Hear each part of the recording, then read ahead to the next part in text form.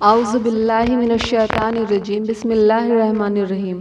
السلام علیکم ناظرین، میں سیدہ آج آپ کے لیے 8ویں رمضان کا 8واں وظیفہ بتاؤں گی، جسے پڑھنا ہم مسلمانوں کے لیے بہت فائدہ مند ہے، اور آپ کو ہر روز میں ایک خاص دعا بتاتی ہوں جس سے آپ ادھر ادھر سے جانکاری نہ بھی لیں تو میرے چینل پر ہر روز آپ کے لیے ایک خاص وظیفہ اور دعا ملتے رہیں گے۔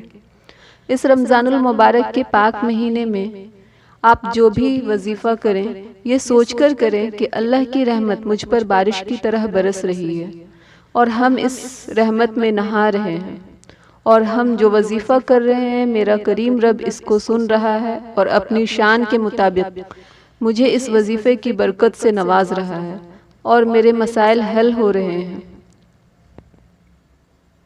8ویں رمضان کا 8واں وظیفہ۔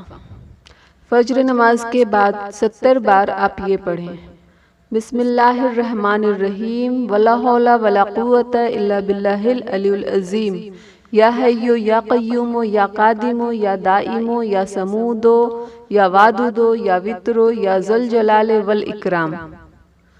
ظہر کی نماز کے بعد 14 بار آپ یہ پڑھیں: ان الذین عند ربک لا یستکبرون عن عبادتہ ویسبحونہ ولہ یسجدون۔ عصر کی نماز کے بعد 11 بار آپ یہ پڑھیں: لا الہ الا هو الرحمن الرحیم۔ مغرب کی نماز کے بعد 3 بار یہ پڑھیں: یا حی یا قیوم الہنا و الہ کل شیء الہ واحد لا الہ الا انت۔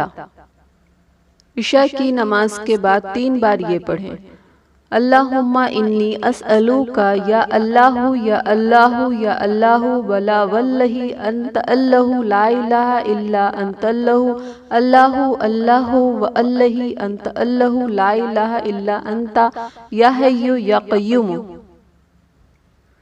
ویڈیو پسند آیا ہو تو لائک کریں اور اپنے دوست احباب کو شیئر بھی کریں، اور آپ اس چینل پر نئے ہیں تو سبسکرائب کریں اور بیل آئیکن پر آل کلک کریں۔